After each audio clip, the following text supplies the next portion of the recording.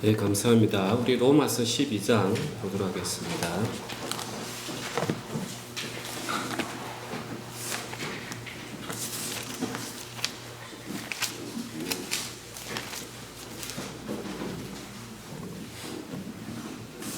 (12장) 1절 2절 제가 읽겠습니다. 그러므로 형제들아, 내가 하나님의 모든 자비하심으로 너희를 권하노니 너희 몸을 하나님이 기뻐하시는 거룩한 산 제물로 드리라. 이는 너희가 드릴 영적 예배니라. 너희는 이 세대를 본받지 말고 오직 마음을 새롭게 함으로 변화를 받아 하나님의 선하시고 기뻐하시고 온전하신 뜻이 무엇인지 분별하도록 하라. 아멘. 아멘. 우리가 이제 로마서가 1장부터 11장까지는 구원, 복음에 대한 아주 정확한 말씀을 기록하고 있습니다. 그래서 인간이 죄 아래에 있었는 모든 사람이 이제 죄 아래에 있는 그 상태를 율법과 양심을 통해서 미리 보여주시고, 우리는 죽을 수밖에 없는데 하나님께서 오직 새로운 한 의 예수 그리스도를 예비하셨던, 그래서 그걸 우리가 믿음으로 우리가 믿고 입으로 시인함으로써 구원을 받는 그 이신칭의의 복음을 정하고 있었습니다. 그리고 이제 그게 끝나고 나서 그러면은 그 이스라엘 유대인들은 어떻게 되는가? 그래서 유대인들도 우리 교회와 분리된 게 아니라 동일하게 이 교회 안에서 예수 그리스도 안에서 한 교회의 지체로서 구원받을 자가 남아있다. 그래서 우리 이방인들과 이스라엘 백성은 예수 그리스도 안에서 이제 한 몸으로 믿음으로 구원을 받는다가 이제 11장까지 약속 요약이었습니다. 그럼 이제 12장부터 16장은 어떤 이야기냐면은 이렇게 구원받은 자들이 이제 어떻게 살아야 되느냐, 이제 이 이야기 다루고 있습니다. 우리가 구약시대 때는 하나님께서 이스라엘 백성을 다 끄집어내고 나서 율법을 줬지만 지금 우리에게는 이 돌에 새긴 율법이 아니에요. 하나님께서 예레미야에게 약속하셨던 그 새 언약, 그리고 에스겔에 기록되어 있는 마음의 법을 새기도록 되어 있기 때문에 우리가 이 사랑이라는 것은 법으로 강제할 수 없어요. 이렇게 해야 돼, 이렇게 해야 돼 하는 순간 그는 사랑이 아니에요. 그래서 이 사도 바울도 정말 그 예수님의 사랑의 마음을 형제 자매들에게 심어주고 싶었던 것입니다. 그래서 교회란 무엇인가, 이 정체성을 12장에서 먼저 이야기해 주고 있습니다. 그래서 우리가 교회는 헬라어로 이제 에클레시아라고 합니다. 에클레시아, 에크가 무로부터, 그 다음 클레시아는 클라오, 불러내다, 세상으로부터 우리를 불러내었다. 그래서 세상으로부터 불러낸 거룩한 무리의 공동체를 교회라고 합니다. 그래서 이런 교회를 이야기하는 게 아닙니다. 여기서 말하는 교회는 그야말로 구원받은 그 무리의 집단을 우리가 무형적인 교회라고 합니다. 그러면 이 교회는 뭐냐? 복음이 전해지는 장소인 거예요. 그래서 우리는 정말 하나님 안에서 계속 말씀을 듣고 그 가운데서 내 영혼이 비춰지고 그러면서 예수님의 사랑이 들어오면서 이 거룩한 무리 가운데 속해지는 것입니다. 그래서 이스라엘 백성하고 동일한 거예요. 이스라엘 백성은 어디서 불러냈습니까?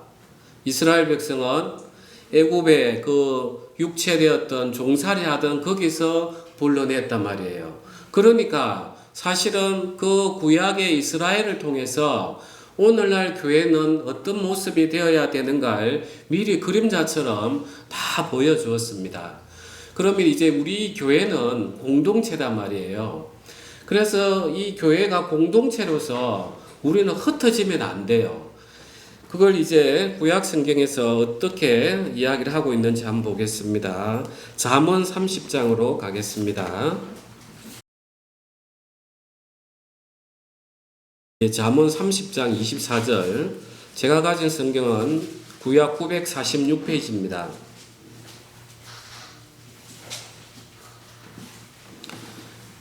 30장 24절부터 28절까지 읽겠습니다.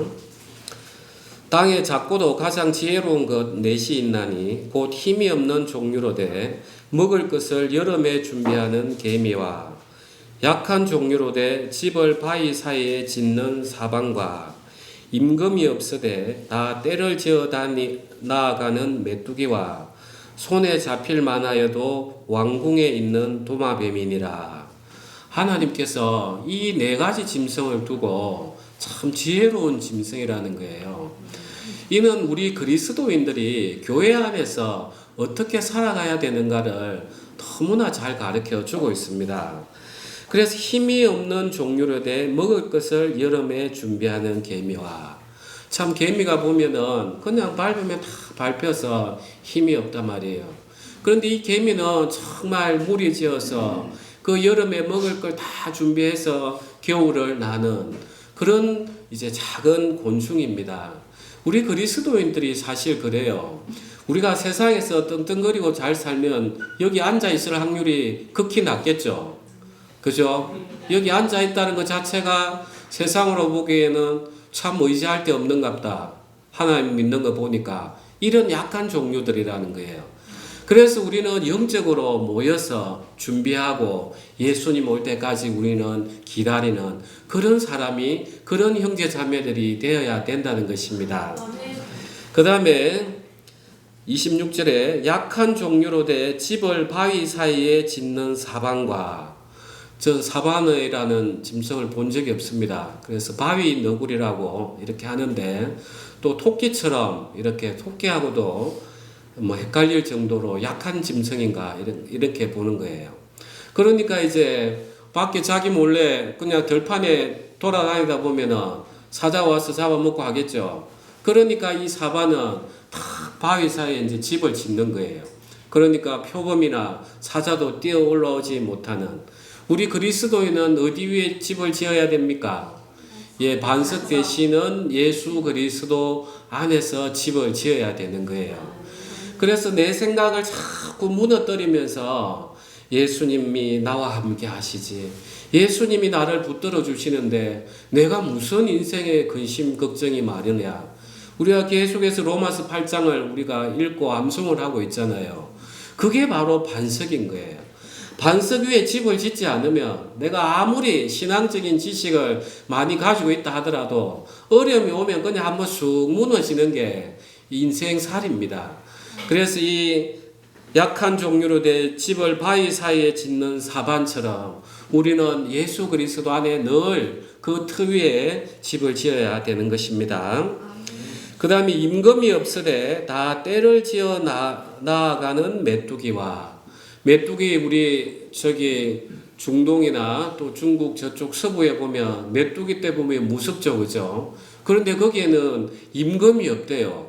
하여튼 비슷한 신호를 서로 보내가지고 같이 때로 다니고 때로 몰려오고 또 농작물도 이렇게 먹고 이렇게 한다는 거예요. 교회가 그렇습니다. 우리는 지금 하나님이, 예수님이 눈에 안 보여요. 그래서 그냥 하나님이, 예수님께서 하나님 우편에서 교회의 머릿돌로서 교회를 통치하고 계시는데, 그래도 우리가 눈에는 안 보이지만 우리가 같이 늘 무리 안에서 있어야만이 우리가 문제가 안 되는 거예요. 이 무리에서 딱 떨어지는 순간에 어떻게 되느냐, 이제 교회 공동체에서 떨어지면 누가 제일 사탄의 먹잇감이 되기가 제일 좋죠, 그죠? 그래서 우리는 이 메뚜기처럼 약해 보이지만 무리 지어서 쭉 인생을 살다가 그 다음에 또 우리의 육체도 벗고 하나님 앞으로 가야 되는 것입니다. 아멘. 이해가 되시죠? 아멘. 그래서 교회는 지식은 내 혼자 쌓을 수 있지만 이 신앙의 공동체에 들지 않으면 나를 부인하지 못해요. 절대 부인하지 못합니다. 그래서 요즘에 그 가나안 성도라 하죠. 안 나가 성도가, 교회 안 나가 성도가 가나안 성도라 하잖아, 그죠? 가나안 성도가 너무 많은 거예요. 특히 코로나 오고 나서. 그렇게 되면 될수록 교회 안 옵니다. 왜냐? 교회 오려고 하면 그래도 우리가 일찍 일어나고 준비하고 바쁘단 말이에요. 그런데 일요일 아침 늦게 일어나서 뭐 유튜브 보다가 점심때 돼서 또 시켜 먹고 몸이 육체가 편하니까 안 나와요. 그런 과정에서는 자기 부인이 일어나지 않습니다. 우리가 이 교회라는 공동체는 사실 죄인들이 모이는 곳이에요. 거기에다가 예수님께서 우리 모든 죄에 대한 심판을 담당하셨다. 그 해방의 소식을 들으니까 그 죄인들이 통제되지 않으면 자기 주관들이 더 톡톡톡 튀어나와요. 가시처럼. 거기에서 서로 찔려가면서 자기 부인이 되는 곳이 이 교회인 것입니다. 그래서 그리스도인은 반드시 교회 공동체 안에 있어야만이 자기 부인을 통해서 예수 그리스도가 반석이 되고 그 위에서 성령의 열매들이 나오는 것입니다. 그 다음에 28절에 보면 손에 잡힐만 하여도 왕궁에 있는 도마뱀이니라. 우리가 고린도전서 1장에도 보면 그 고린도 교회에 있었던 그 형제 자매들은 전부 다 연약한 사람들이었어요. 학벌도 없고 재력도 없고 정말 세상이 그 고린도 지방이 얼마나 부자인 지방이었습니까? 그런데 거기서 정말 약한 사람들만 모였던 곳이 또 고린도 교회였어요. 이 도마뱀이 탁 잡으면 꼬리 끊고 확 또 도망가 버리죠. 그죠? 그만큼 우리가 다 약하지만 우리는 마음 안에서는 이미 하늘에 있는 그 왕궁, 우리가 곧 가야 될 그 하나님 궁전을 사모하는 그런 백성이 되어야 되는 것입니다. 우리가 그런 모습으로 살 때 하나님께서 우리를 보고 참 너희가 지혜롭다 이렇게 이야기하시는 것입니다. 그래서 이제 교회의 공동체의 본질 자체가 이 교회라는 것 자체가 세상으로부터 건져내서 모아놨는데 약하단 말이에요. 약하기 때문에 내가 하나님을 의지해야만이 그 강함이 오는 것입니다. 이러한 상태가 되지 아니하고서는 계속해서 지식만 쌓으면은 교만할 수밖에 없습니다. 형제자매를 판단하고 또 좋은 이야기들만 찾아가고 정작 자기 부인은 안 되는 거예요. 그래서 우리는 반드시 공동체 안에서 때로는 미운 사람들이 옆에 있는다 하더라도 부딪혀야 돼요. 그래서 그분들을 위해서 기도하는 가운데 내 모습도 보여지고 하면서 자기 부인이 일어나는 것입니다. 그러면 이제 우리가 교회라는 이 공동체는 뭉쳐 살아야 되는 건 아는데 그러면 이제 교회가 과연 어떠한 모습으로 이제 이게 만들어졌는가 이 정체성을 알아야 됩니다. 이 정체성을 알아야만이 우리가 하나가 될 수가 있어요. 사람이 사는 곳에는 다 냄새가 날 수밖에 없어요. 그런데 이스라엘 백성이 그렇게 자기들이 선민의식이 강하게 된 것은 자기들은 아브라함이시다. 하나님이 택한 민족이다. 이 고유한 정체성을 가지고 있었기 때문에 어느 세계에 가더라도 자기들끼리 회당을 지어서 서로 돕고 그래서 이 유대인이 미국에 그 극소수만 있어도 미국 경제를 지배할 수 있는 게 그 택한 민족이라는 그 의식이 있기 때문에 서로 돕는 거예요. 우리 교회도 마찬가지라는 거예요. 우리 교회의 본질을 잘 모르면 그냥 앉아있다 갈 사람이라 생각하지만 그 본질을 정확하게 알면은 우리는 형제자매를 사랑할 수 있게 되어 있습니다. 그래서 구약 성경부터 해서 제가 쭉 설명을 해 드릴 테니까 이게 교회구나 하는 걸 잘 들어보시기 바랍니다. 이스라엘 백성은 어떤 약속을 따라서 자기들이 구원을 받았다고 봅니까? 하나님이 아브라함과 맺은 언약을 통해서 애굽에서 종살이하던 거기서 건져냈죠. 그러면 우리는 예수 그리스도는 결국은 하나님께서 창세기 3장 15절에 여자의 후손에 대해서 이야기하면서 구체화됐던 게 아브라함, 내 씨로 말미암아 그 약속을 실어 오신 분이 누굽니까? 예수님. 그러니까 구약의 이스라엘 백성은 육체의 모양으로 보여주시는 거고 지금 신약의 이 교회는 똑같은 언약 가운데서 믿음으로 모였다는 거예요. 그러니까 본질은 같죠. 하나님이 불러냈으니까.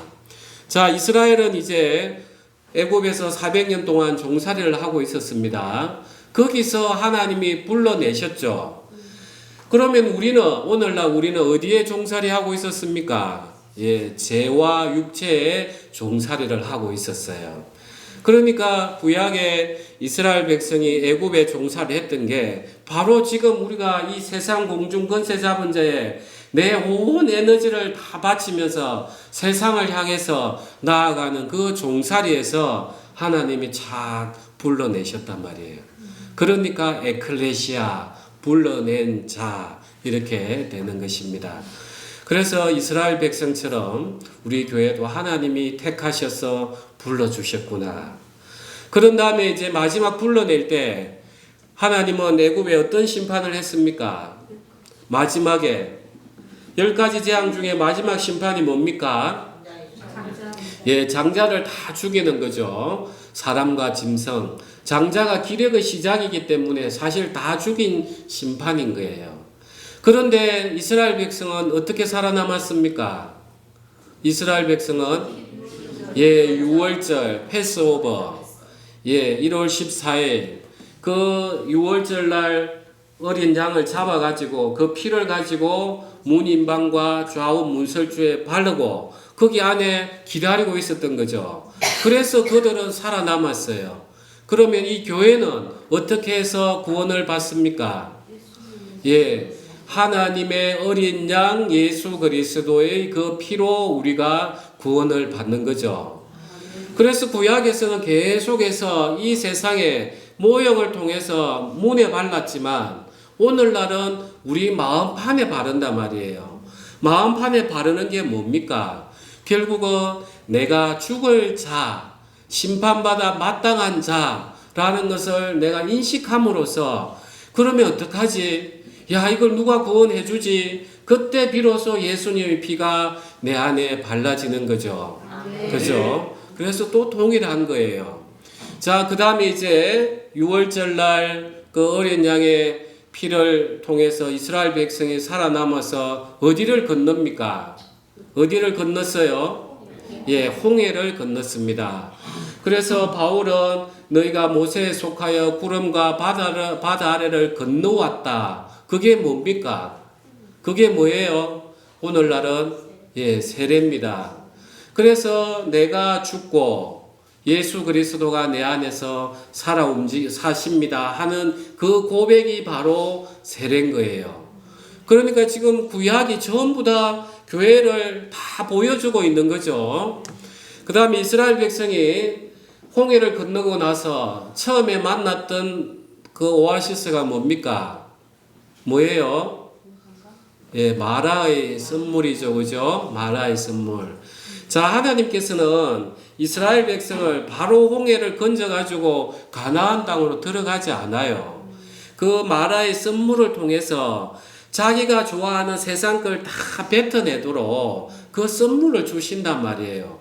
그 선물을 뱉어내야만이 고침이 일어나요. 그래서 그 마라가 썩게 된 게 그 지역은 약초가 아주 많이 나는 지역이었어요.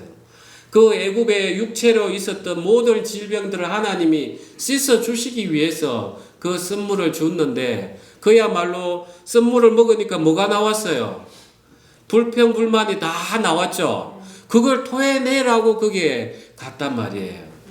그래서 우리 구원받은 이 백성들 그리스도인도 하나님을 만나며 이제 내 세상 모든 거 다 복 받겠지. 그건 우상인 거죠.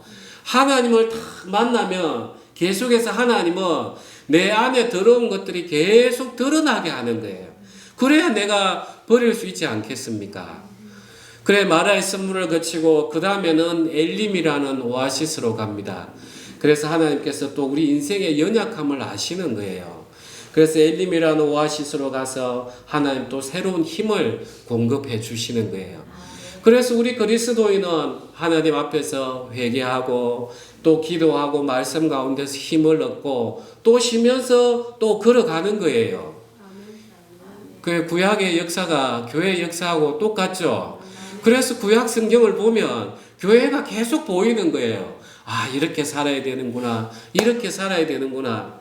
그러면서 하나님께서는 이스라엘 백성에게 하늘에 만나를 내려줬습니다. 오늘 우리는 매일 하나님 앞에 말씀을 받고 기도하는 그 영적인 생명을 받아야만이 우리가 살아갈 수 있는 걸 또 보여주시는 겁니다. 그런 다음에 만나를 먹고 이제 이스라엘 백성이 도착한 곳이 어디입니까? 시내산에 도착했습니다. 이제 율법을 받아야 되니까 이제 백성으로 준비가 되어 간단 말이에요. 아, 내가 하나님 앞에 불평불만을 하니까 이렇구나. 하나님 또 만나도 주시고 하나님 참 신뢰하실 만한 한 분이시구나. 마음 자세로 갖춰놓고 이제 너희가 거룩한 백성답게 율법을 지켜라 하면서 하나님께서 십계명을 주시고 율례를 주셨어요. 오늘날은 그 법을 어떻게 줍니까? 우리 마음판에 새기도록 되어 있는 거예요. 마음판. 그러니까 너희는 도둑질 하지 마라, 사기치지 마라, 이런 게 아니라 내 마음 안에서 하나님이 이렇게 나를 사랑하셨는데 내가 인생을 이렇게 세상적으로 헛되이 살고 물욕에 치우쳐서 살면은 하나님이 기뻐하시겠나? 이게 거룩한 백성의 자세인가? 하면서 계속해서 마음판에 새겨지도록 하나님이 우리에게 그렇게 법을 새겨주시는 것입니다. 그런 다음에 하나님께서는 이 율례를 통해서 이제 제사제도도 주셨습니다. 이 제사를 통해서 제사가 뭡니까? 고르반이다 말이에요. 고르반. 하나님 앞에 가까이 가는 길. 그게 제사다 말이에요. 그래서 이스라엘 백성이 하나님 앞에 가려고 하니까 속죄제물, 화목제물도 다 드리면서 자기를 부인해가면서 하나님 앞에 경배하는 그 모습이다 말이죠. 그러면 오늘날 우리는 늘 예수님의 피를 의지해서 내가 허물이 있다 하더라도 하나님, 제가 이런 허물이 있지만 제가 예수 그리스도의 피를 담대하게 의지해서 또 하나님 앞에 왔습니다. 저 허물들 또 예수 그리스도의 피로 정결하게 해주시고 저에게 온전한 믿음을 주시고 말씀하십시오. 그게 고르반이란 말이에요. 그러니까 구약의 율법이 오늘날 교회랑 계속해서 같이 엮여가는 겁니다. 그런 다음에 이제 이스라엘 백성이 요단강을 건너서 가나안 땅을 갑니다. 분명히 홍해도 한번 건너고 요단강도 건너는 거예요. 자, 홍해는 내가 거기서 죄에서 건짐을 받은 자리라면은 이 가나안 땅은 그냥 들어가면은 천국입니까? 가나안 땅은 뭐가 있어요? 이미 거기에 그 원주민들이 7족속이 살고 있죠. 우리 구원받은 백성들은 이제 예수님의 성령만 들어오면 나는 이제 아무 근심 걱정 없이 나는 편하게 살 거야. 이렇게 생각하면 안 된다는 거예요. 이 요단강을 건넌다는 것은 이제 내가 믿음의 전쟁을 하겠다는 선포인 거예요. 요단강을 건너야 그 가나안 땅을 내가 정복을 하는 거예요. 그러니까 우리 그리스도인들은 이제 우리 안에 어떤 전쟁이 있습니까? 육체의 소욕과 성령의 소욕이 늘 전쟁을 하는 그 전쟁터인 거예요. 우리 마음은. 그러니까 그 전쟁에서 승리하기 위해서는 반드시 우리는 내가 이제 믿음으로 나아가리라 하는 그 결단을 필요로 하는 것입니다. 예. 그래서 우리가 요단강을 또 한번 건너는 거예요. 그래서 구약 성경은 전부 다 이 교회가 어떻게 살아가야 되는 모습인가를 전부 다 보여주고 있어요. 이 가나안 땅을 건너갔던 이스라엘 백성들이 처음에 누굴 왕으로 세웠습니까? 누굴 왕으로 세웠습니까? 사울을 왕으로 세웠죠.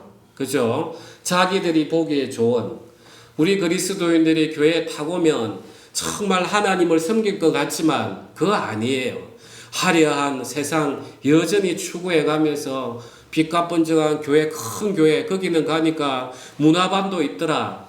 이런 식으로 내 눈에 보이는 걸 자꾸 찾아간단 말이에요. 그걸 하나님 무너뜨리고 그 약했던, 볼품없었던 다윗을 왕으로 세우듯이 예수님을 우리 마음 가운데 왕으로 세우게 하시는 것입니다. 그런 다음에 이스라엘 백성들은 계속해서 하나님께서 선지자를 보내주셨습니다. 너희는 율례를 지켜야 된다. 안 그러면 너 망한다. 오늘날은 뭡니까? 오늘날은 뭐예요? 이 교회를 통해서 하나님이 계속해서 말씀을 주시는 거예요. 이스라엘 백성들이 어떻게 살 때 힘이 들고 징계를 받고 하는 걸 계속해서 말씀을 통해서 내 안에 성령께서 지적해 주시고 동일한 거예요. 그러면서 예수님의 말씀을 계속 녹화하시는 거예요. 그래서 요한계시록에 보면은 내가 문 밖에서 문을 두드린다. 계속해서 우리 사랑하는 형제자매 마음 가운데 문을 두드리는 거예요. 너 나랑 동행하자. 나랑 동행하려고 하면은 너희가 계속해서 육체의 소욕을 따라가면 결국은 우리 눈만 커지기 때문에 하나님이 안 보여요. 그러니까 마음이 다르니까 어떻게 동행할 수 있습니까? 그러면서 마음 가운데서 계속해서 율법을 상기시키면서 사랑을 넣어주시면서 너는 나랑 동행하자. 너희는 거룩한 삶을 살아야 된다 하면서 우리를 이끌어 주시는 것입니다. 아멘. 들어보니까 이제 구약 성경이 어떤 건지 감이 좀 오죠. 예.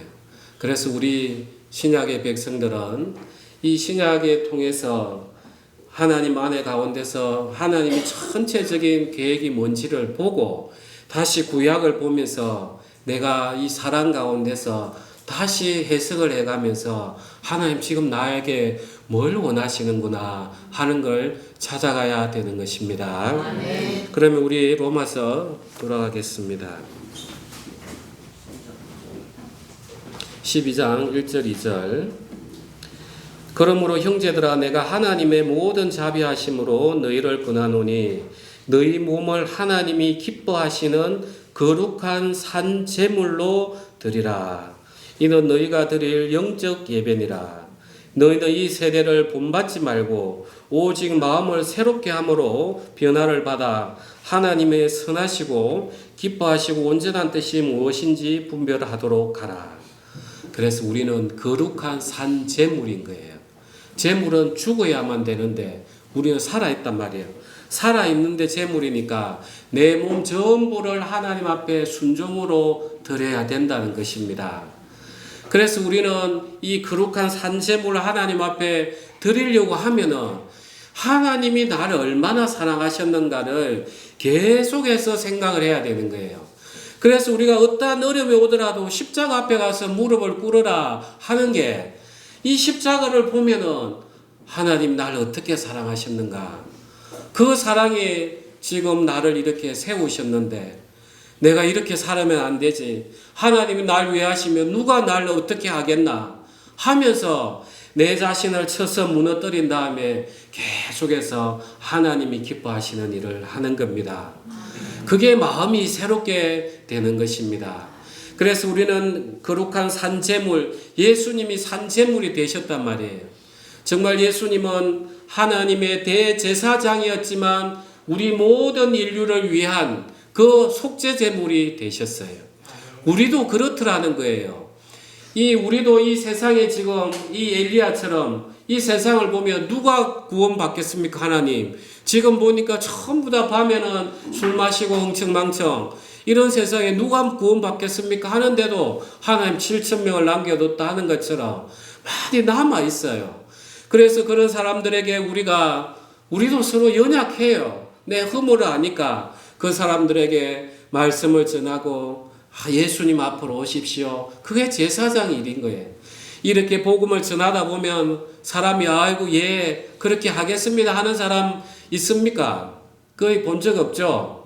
다 아이고 저는 하나님 믿습니다. 성경 몇 번 읽었고 저 가톨릭인데요. 전부 다 이렇게 이야기하지. 아 그렇습니까? 제가 그러면 교회를 이번 주부터 나가겠습니다. 거기 말씀 좋다 하던데 아무도 그런 사람이 없어요. 그죠? 그래서 그런 사람을 우리가 섬겨내야 되는 거예요. 그게 우리가 속죄 제물이 되는 것입니다. 그게 내 십자가인 거예요. 그게 내 고통은 당연히 내가 져야 되는 건데 자기를 부인하고 자기 십자가를 지라는 것은 그들의 허물들, 죄들, 고통들을 복음 전할 때 내가 져서 기도해주고 하나님 저분들 복음 전하게 해주십시오. 믿게 해주십시오. 그게 우리가 드릴 산 제물인 겁니다. 아멘 되시죠? 그렇게 해야만이 우리는 하나님 앞에 담대하게 나아갈 수 있습니다. 우리 3절부터 제가 또 좀 읽겠습니다. 9절까지 내게 주신 은혜로 말미암아 너희 각 사람에게 말하노니 마땅히 생각할 그 이상의 생각을 품지 말고 오직 하나님께서 각 사람에게 나누어 주신 믿음의 분량대로 지혜롭게 생각하라. 우리가 한 몸에 많은 지체를 가졌으나 모든 지체가 같은 기능을 가진 것이 아니니 이와 같이 우리 많은 사람이 그리스도 안에서 한 몸이 되어 서로 지체가 되었느니라.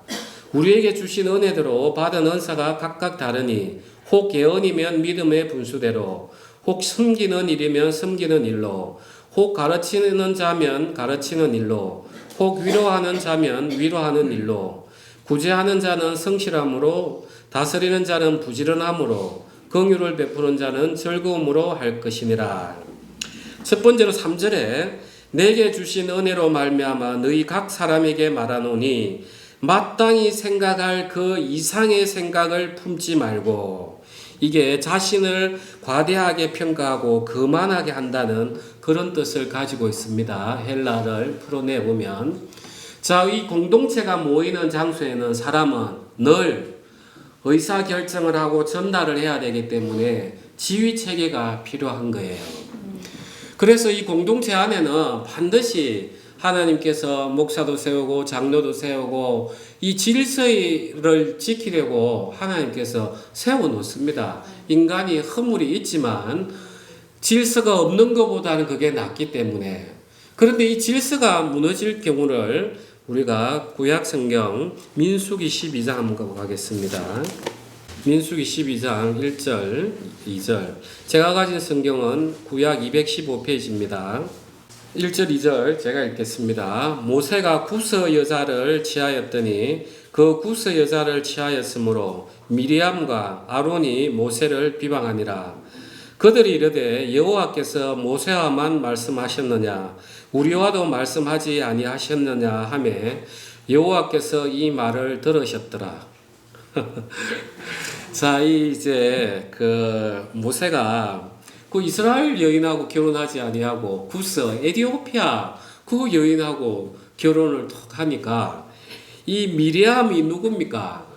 모세가 태어났을 때 애굽의 바로 왕이 다 죽이라 했을 때 그 갈대 상자에 떠나 보낸 게 그 미리암 누나단 말이에요.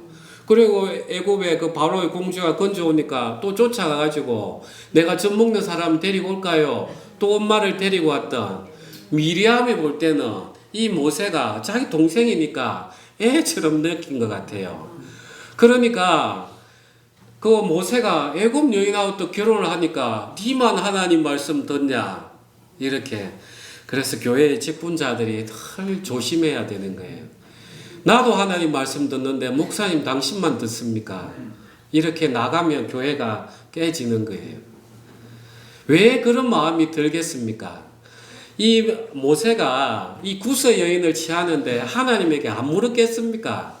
모세는 하나님을 대면하시듯이 이야기한다는데, 그 다음에 또 바로 3절에 보면 이 사람 모세는 온유함이 지면의 모든 사람보다 더하더라. 모세가 안 물었겠어요? 모세는 예수님의 예표로 오셨단 말이에요. 모세가 구스 여인을 취하는 것은 마치 예수님이 룻, 그 다음에 기생 라합, 이런, 그 다음에 바세바, 이런 그 이방 여인을 취해서 예수님이 나와서 이스라엘과 이방인이 모두 예수님 안에서 동일하게 취해지는 그 모습을 미리 보여주려고 모세에게 구스 여인이 모세를 취했단 말이에요. 모세가 구스 여인을. 그거는 전부 보지는 아니하고 딱 유대인 입장으로, 이스라엘 입장으로 미리암이 선민사상이 얼마나 가득합니까? 모세, 너가 어떻게 이럴 수 있어? 어떻게 그 이스라엘 백성이 아닌 구스 여인을 취해? 하면서 비방하더란 말이에요. 그러니까 이 미리암이 이제 이 공동체에서 떨어진단 말이에요. 하나님 또 징계하시고 모세가 중보하고. 그래서 내 옳은 판단이 딱 들어가는 순간 교회에서 떨어지는 거예요. 앉아있지만은 말씀은 듣지만 안 들어오는 거예요. 그래서 교회는 늘 이 하나님께서는 질서를 세우시는 거예요. 그래서 히브리서 우리 13장을 한번 가보겠습니다. 신약 성경입니다. 13장 17절. 제가 가진 성경은 370페이지입니다. 17절, 13장 17절, 18절, 370페이지입니다. 17절부터 읽겠습니다. 너희를 인도하는 자들에게 순종하고 복종하라. 그들은 너희 영혼을 위하여 경성하기를 자신들이 청산할 자인 것 같이 하느니라. 그들로 하여금 즐거움으로 이것을 하게 하고 근심으로 하게 하지 말라. 그렇지 않으면 너희에게 유익이 없느니라. 아멘 되세요. 잘 들으세요. 우리를 위하여 기도하라. 우리가 모든 일에 선하게 행하려 함으로 우리에게 선한 양심이 있는 줄을 확신하노니 내가 더 속히 너에게 돌아가기 위하여 너희가 기도하기를 더욱 원하노라. 아멘.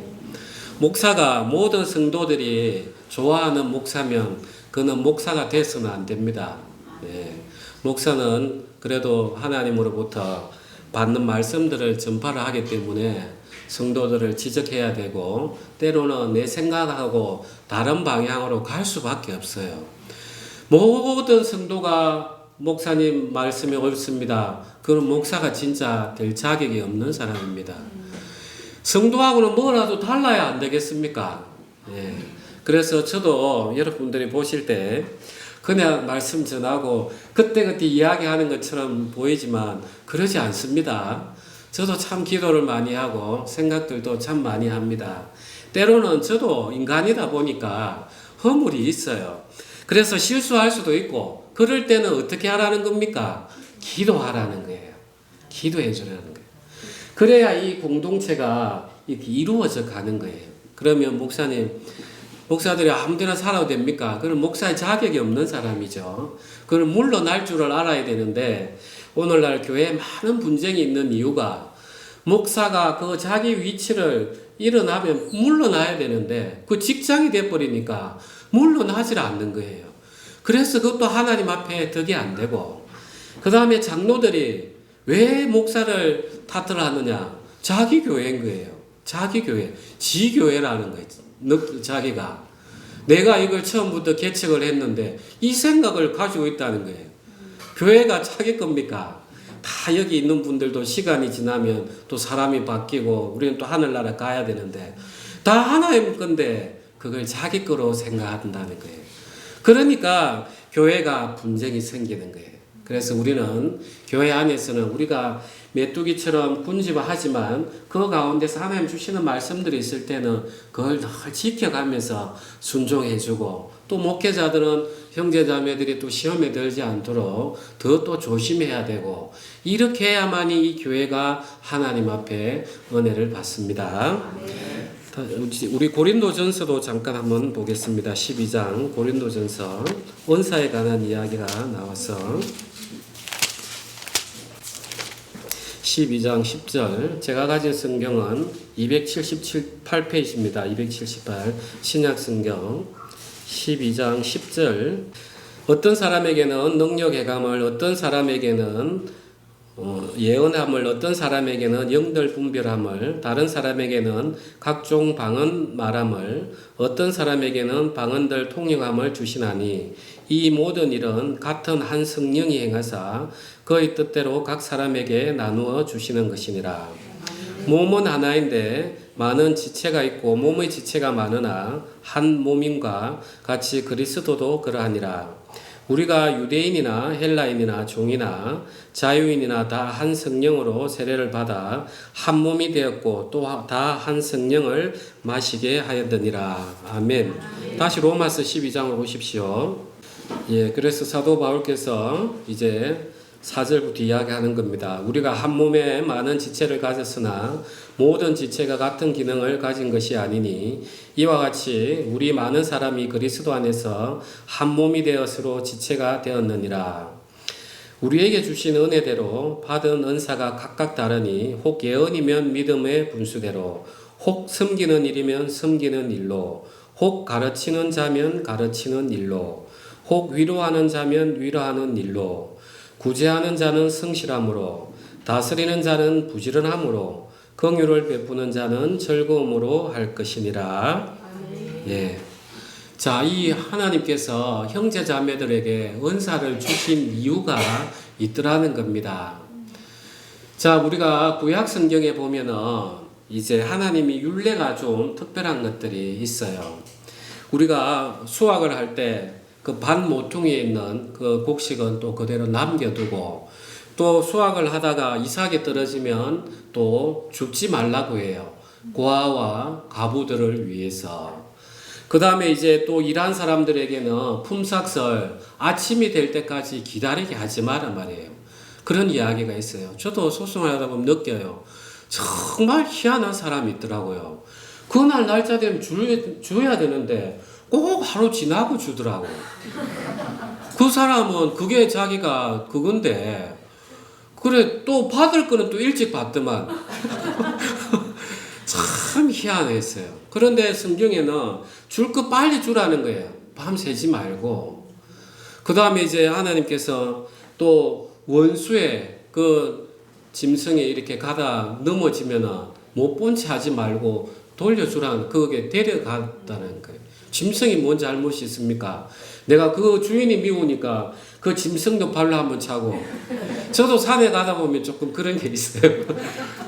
큰 개를 이렇게 묶어가지고 가면 되는데, 개가 길 가운데로 오고 내가 피해가야 되니까 기분이 나쁘더라고요.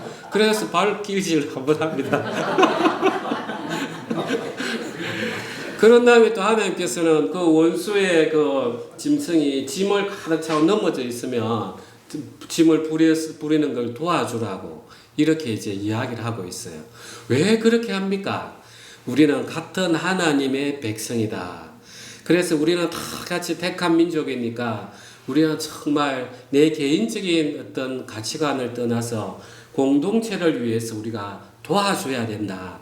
그걸 이제 율법을 통해서 가르쳐 주는 거예요. 그래서 하나님께서 이 교회에 은사를 주시는 이유가 뭐냐면 공동체를 위해서 주라는 거예요.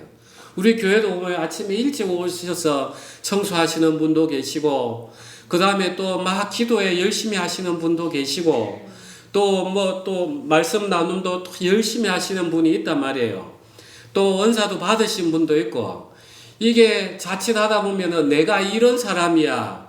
이게 바로 그 장군신 무당들이 하는 말이란 말이에요. 그렇게 하지 말라는 거예요. 이 은사를 주는 이유는 전부 다 교회를 섬기기 위해서 줬다는 거예요. 이해가 되시죠? 이 마음이 있어야만이 내가 은사를 받더라도 내가 겸손해지고 그들을 위해서 기도해지고 사랑이 나가는 것입니다. 그러면서 이제 그 다음 장부터 이제 사랑 이야기가 나와요. 9절에 사랑에는 거짓이 없나니 악을 미워하고 선에 속하라. 형제를 사랑하여 서로 우애하고 존경하기를 서로 먼저 하며 부지런하여 게으르지 말고 열심을 품고 주를 섬기라. 소망 중에 즐거워하며 환난 중에 참으며 기도에 항상 힘쓰며 성도들의 쓸 것을 공급하며 손 대접하기를 힘쓰라. 이게 우리가 말로는 쉽지만 우리가 안 되니까 이 말씀이 여기 있단 말이에요. 이게 되려고 하면은 형제 자매를 바라보는 근본 시각이 내가 바뀌어야 돼요.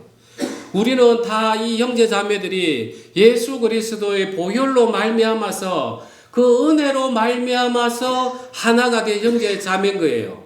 아멘 되시죠? 아멘. 그러니까 한 아버지 아래 한 형제 자매니까 서로 얼마나 귀한 분들입니까? 이 시각으로 봐야만이 내가 사랑이 흘러나가는 거예요. 그래서 예수님께서 복음서에 보면 이제 칭찬하는 모습들이 나와요. 내가 목마를 때 물을 주고 배고플 때 떡을 주고. 아니 우리가 언제 그랬습니까? 저 형제 하나 너희가 힘들 때 물 준 그게 바로 나를 위한 거다. 하나님께서는 이 교회에 어려운 분들도 반드시 두시는 거예요. 왜? 그래야 우리가 예수 그리스도의 사랑을 알고 또 실천을 하고, 예수님께서는 또 그 본래 마땅히 해야 되는 건데 실천했다고 또 상급을 주시려고, 이렇게 예수님이 우리 교회에 계셨다면 그분들을 안 도와주시겠습니까? 그래서 하나님께서는 우리에게 형제 자매에 대해서 그야말로 너희는 사랑의 공동체다. 나의 피로 같이 받은 형제 자매다. 이 마음을 심어줘야만이 우리가 억지가 아닌 사랑이 흘러나가는 것입니다. 그래서 우리는 형제 자매들 마주 한번 보십시오. 옆으로. 옆으로 서로 보시고, 예, 다 귀하신 분들입니다. 예, 진짜 다 귀하신 분들이에요. 하나님께서 지금 우리에게 원하시는 것들이 바로 이렇게 하시는 것들입니다. 그 다음에 이제 24절부터는 간단한 부분이라서 읽겠습니다. 너희를 박해하는 자를 축복하라. 축복하고 저주하지 말라. 즐거워하는 자들과 함께 즐거워하고 우는 자들과 함께 울라. 서로 마음을 같이하며 높은 데 마음을 두지 말고 도리어 낮은 데 처하며 스스로 지혜 있는 채 하지 말라. 아무에게도 악을 악으로 갚지 말고 모든 사람 앞에서 선한 일을 도모하라. 할 수 있거든 너희로서는 모든 사람과 더불어 화목하라. 자, 여기까지 보면 말씀은 이런데 따지고 보겠습니다. 너희를 박해하는 자를 우리는 저주하죠. 예. 그런데 박해하는 자를 축복하라고 합니다. 그 다음에 우리 인간은 기쁜 일이 있고 즐거워하는 자들과 함께 즐거워합니까? 앞에서는 웃지만 속으로는 배가 아프죠. 그런데 다른 사람이 넘어지면 앞으로는 안 됐다고 위로하지만 돌았으면은 은근히 기쁘죠. 그죠? 그 다음에 서로 마음을 같이 하며 높은 데에 마음을 두지 말고 두 사람만 모여도 내가 가르치려고 드죠. 그 다음에 낮은 데 처하며 스스로 지혜 있는 채 하지 말라. 우리는 조금만 이야기해도 세상을 다 아는 듯한 그런 이야기를 하도 많이 해요. 뭐 선거철이 되면 자기가 다 대통령이에요. 우리는 늘 그런 속에 사는 거예요. 아무에게도 악을 악으로 갚지 말고 모든 사람 앞에서 선한 일을 도모하라. 우리는 누가 나에게 악을 딱 하면은 7배나 내가 갚아버리려고 나에게 어떻게 이럴 수 있어. 그리고 선한 일은 누구에게만 도모합니까? 그야말로 내 가족, 나의 연장선. 요즘에는 뭐 가족도 잘 그렇게 하지도 않던데 철저하게 우리는 이 반대대로 살아가는 존재인 거예요. 할 수 있거든 너희로서는 모든 사람과 더불어 화목하라. 이 말씀이 들리겠습니까? 그냥 내하고 조금만 부딪히면 끝. 이게 우리 인생이란 말이에요. 그게 이제 쭉 그럼 이걸 어떻게 이걸 극복을 해낼 것인가? 19절에 내 사랑하는 자들아 너희가 친히 원수를 갚지 말고 하나님의 진노하심에 맡기라. 기록되었으되 원수 갚는 것이 내게 있으니 내가 갚으리라고 주께서 말씀하시니라. 내 원수가 줄이거든 먹이고 목마르거든 마시게 하라. 그리함으로 내가 숯불을 그 머리에 쌓아 놓으리라. 악에게 지지 말고 선으로 악을 이기라. 이 말씀을 자칫 잘못 들으면 기도가 이렇게 됩니다. 하나님, 저 이렇게 힘들게 한 사람 주님 알고 계시죠? 주님께서 주님 손에게 진노에 맡겨 놓으라 했으니까 이제 주님께서 심판해 주십시오. 이렇게 맡겨 놓는단 말이에요. 그렇게 맡기는 마음에는 내 안에 뭐가 들어있는 거예요? 예, 미움이 들어가 있는 거예요. 그게 기도가 되겠습니까? 안 돼요. 그런데 이제 여기서 보면은 내가 숯불을 그 머리에 쌓아 놓으리라. 이게 숯불을 머리 위에 쌓는다는 거예요. 고대 이제 애국 중동 지방에는 이런 풍습이 있었답니다. 누가 이제 죄를 지어요. 그러면 이제 그 사람에게 그 사람이 자기가 회개의 표시로 머리에 이제 숯불을 이고 다니면서 내가 이런 죄를 지었습니다. 이런 죄를 지었습니다. 이랬다는 거예요. 그야말로 하나님의 진노가 바로 머리 위에 있는 거죠. 그걸 지금 막 서가지고 자기가 회개하면서 이 진노를 누그러뜨렸다는 거예요. 그래서 우리가 기도는 어떻게 해야 되느냐 하면은 하나님 진노를 이제 맡겨놓습니다. 이게 아니라 그야말로 원수를 확 껴안아 버리라는 거예요. 그러면은 그 사람이 나는 분명히 저 사람에게 내가 악을 행했는데 야 그래도 나를 받아주네 하면서 자기 마음의 양심이 확 찔리는 거예요. 찔리면서 회개할 기회를 주면서 이제 그 사람이 변화되도록 하는 게 지금 이 말씀인 거예요. 그래서 이 수치라는 것은 정결하게 하는 기능이 있는 거 알고 계시죠? 냄새 많이 나는데 숯도 이렇게 하고 또 양잿물 그것도 수치로 하고 그래서 내가 그 사람을 그냥 힘들지만 그 모든 것은 예수님 앞에서 내려놓고 껴안아 버리면 그 사람이 그야말로 자기가 양심에 찔려서 이제 자기가 회개하고 하나님 앞으로 돌아온다는 거예요. 그래서 우리는 기도를 그래야 되는 거예요. 하나님, 이 말씀대로 제가 주님의 진노에 맡겨놓습니다. 주님 심판하십시오. 이게 아니에요. 이게 이제 손양훈 목사님이 하셨던 그 삶을 한번 보십시오. 자기 두 아들 동인이 동신이를 그 강철민이라는 사람이 죽였어요. 그 강철민이가 그 손양훈 목사가 얼마나 그 귀한 아들이겠습니까? 그런데 그 강철민이를 그냥 껴안아 버리면서 양자로 이름도 안재선으로 이렇게 바꿨어요. 그래서 이 안재선은 그 뒤에 그 손동이 그 동생 거기에도 얼마나 죄인이 되었겠어요. 늘 보기만 하면 이제 죄인이 되는 거예요. 그런 다음에 그 아들이 안경선인데 지금 그 손야원 목사님 기념관에 일을 하고 있어요. 그리고 손야원 목사님이 나병 환자를 돌봤듯이 이 안경선 목사도 그 해외에 나가서 나병 환자를 돌보고 있더라는 것입니다. 이 손야원 목사님이 그야말로 그 원수 죽여도 10번 죽여도 진짜 마음이 풀리지 않는 그 안경선 그 강철민이 안재선이를 우리 껴안아 버리니까 우리 그 동상 보셨죠? 우리가 손야원 기념관에 그걸 다 껴안아 버리니까 이제 이 안재선이라는 그 사람이 정말 자기가 내가 이런 사람이었구나 하면서 정결하게 되지면서 자기도 복음을 전하고 그 아들에게도 복음이 전해지더라는 겁니다. 그래서 우리 교회는 좀 특별한 집단입니다. 세상하고 구별이 되기 때문에 그렇습니다. 그래서 이 모든 것들에 대해서 이렇게 나아갈 수 있는 것은 바로 그 하나님 사랑을 내가 계속해서 묵상을 해야만이 성령의 충만함도 우리 가운데서 일어나고 하나님이 이렇게 사랑하시는데 나도 저 사람처럼 저랬는데 내가 복음을 전하고 내가 안아줘야지. 그리고 저거는 하나님이 사신 형제자매인데 내가 이렇게 재물을 많이 가져가서 하나님 앞에 설 때 무슨 말 하겠느냐.